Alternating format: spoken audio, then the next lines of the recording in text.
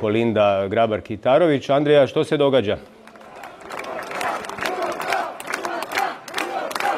Upravo u ovom trenutku je stigla gospođa Grabar-Kitarović. Evo, predsjednica se sad, kao što možemo vidjeti, pozdravlja ovdje sa okupljenim braniteljima. Najprije će pozdraviti Đuru Glogoškog i ostale šefove prosvjeda, organizatore. Naravno, sad će nastati neopisija gužva. Nakon toga će krenuti položiti svijeće i zapaliti svijeću za sve poginule branitelje. Evo malo atmosfere.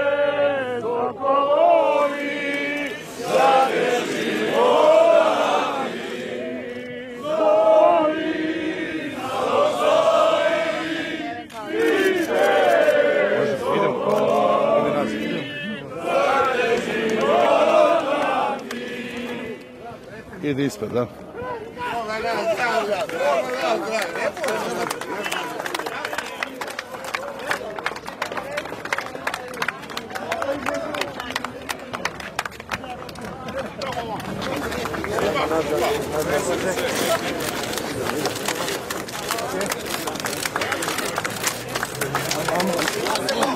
Dakle, predsjednica se pozdravlja s okupljenim braniteljima, sad će zapaliti svijeću ispred ulaza u Ministarstvo hrvatskih branitelja.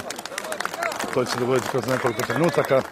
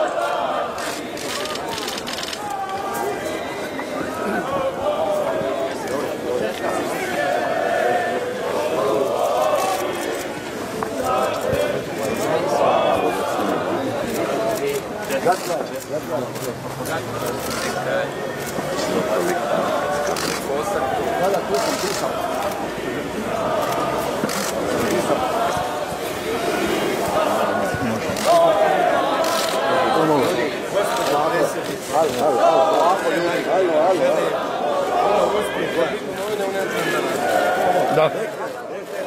Predsjednica Grabar-Kitarović, dakle, zapala je svijeću, sad ide u šator na sastanak s braniteljima. Kako je sama rekla, neće davati nikakve izjave, to će napraviti na sastanku sa organizatorima prosvjeda i zasigurno će se obratiti javnosti nakon što završi taj sastanak. Naglasila je da ovdje želi samo odati počast stradalim braniteljima i ništa drugo.